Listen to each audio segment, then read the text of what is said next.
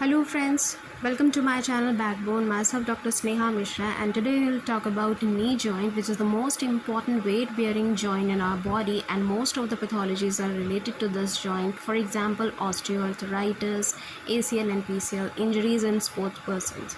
So first of all, we will talk about the type of knee joint is knee joint is a synovial type of joint, मतलब इसमें rotatory movements भी होता है, flexion extension भी होता है। Above इसमें फीमर है, बिलो इसमें टीबिया है, और इन फ्रंट इसमें पेटेला बोन होती है जो कि इसके के मूवमेंट्स को स्मूथ बनाती है। हेलाइन कार्टिलेज से ये पूरा का पूरा कवर्ड होता है, और ये जो कवरिंग होती है ये इसको हम कहते हैं capsule.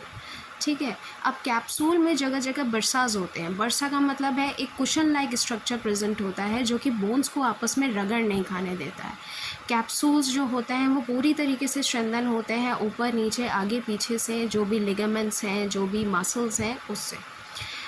Then we will talk about ligament. Ligaments क्या होते हैं? जो कि बोन को बोन से आपस में जोड़ते हैं। Extra capsular ligament, intra capsular ligaments, and this is the most important ligamentum patellae, जो कि पेटेला को फीमर और टीबिया से जोड़ता है और उसके एक पुली की तरह काम करता है इसके मूवमेंट को स्मूथ बनाने में। फिर लेटरल कोलेटरल लिगामेंट होता है जो कि जॉइंट के बाहर की तरफ प्रेजेंट होता है और वहाँ से इसको हेल्प करता है। मीडियल कोलेटरल लिगामेंट जो कि अंदर की तरफ जॉइंट को कवर करता है और उसे फर्म बनाता है। मीडियल कोलेटरल लिगामेंट जो होता है फोर्स अबडक्शन से बचाता है जॉइंट को। कोई भी इंजरी जब फोर्सफुली होती है तो यही कोलेटरल लिगामेंट्स जो होते हैं हमारे नी जॉइंट को एक तरीके से प्रिवेंट करते हैं इंजरीज से। एक्यूरेट पॉप्लिटियल लिगामेंट, ये वाई शेप लिगामेंट्स होते हैं। ये भी एक तरीके से जो आपका कैप्सूल है, जो आपका नी जॉइंट है, उसको प्रिवेंट करते हैं किसी भी तरह की इंजरी होने से। एंटीरियर मतलब जो सामने की तरफ क्रूशिएट लिगामेंट है, ये भी आपका फीमरल कॉन्डाइल और टीबियल कॉन्डाइल को आपस में अनवांटेड मूवमेंट होने से बचाता है, जिससे कि नी इंजरी प्रिवेंट होती है।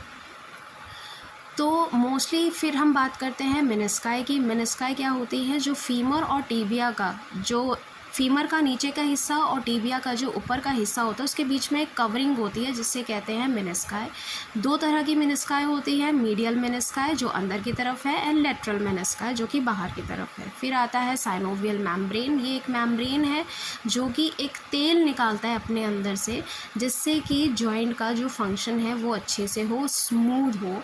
ये पूरी तरीके से कवर करके रखता है नी जॉइंट को। और friends, the most important thing is जब ये साइनोवियल फ्लूइड बनना बंद हो जाता है तभी अर्थराइटिस जैसी समस्याएं सामने आती हैं। एंटीरियर बर्सा जो है वो दो बोन्स को आपस में रगड़ खाने से बचाता है। ये बर्साज जो होते हैं ये सारे नरिश होते हैं बाय साइनोवियल फ्लूइड जो कि साइनोवियल मेम्ब्रेन से निकलते हैं। फिर हम बात करते हैं नी जॉइंट की nerve supply. Femoral nerve, tibial nerve, ये सब इसकी इम्पॉर्टेंट नर्व सप्लाईज़ हैं। आर्टरीज़ हैं इसमें जो कि इसको नरिश करती हैं। अब हम बात करते हैं locking mechanism of knee joint, जिसमें जो टीबिया है वो बाहर की तरफ घूम जाता है और जो फीमर है वो अंदर की तरफ घूम जाता है, जिससे कि जो जॉइंट है वो बिल्कुल लॉक हो जाता है। स्ट्रेंथनिंग ऑफ नी जॉइंट जो है वो बेसिकली लिगामेंट और मसल्स से ही आती है। मैं नेक्स्ट वीडियो में इसकी मसल्स के बारे में बताऊँगी। फिर आता है ऑर्थोस्कोपी।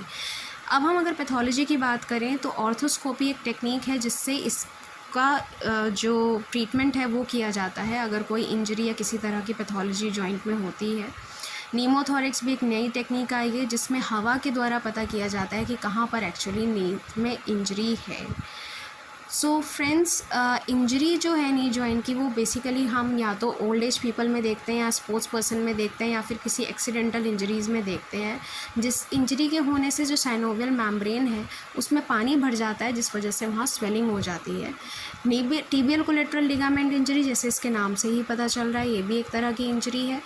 अनहैप्पी ट्रायड इंजरी, जिसमें कि 3 जो कोलेटरल लिगामेंट्स हैं वो सारे इसमें इन्वॉल्व होते हैं। ये है इसका एग्जामिनेशन कैसे। फ्रेंड्स, लेटरल मेनिस्कल इंजरी बहुत ही अनकॉमन होती है।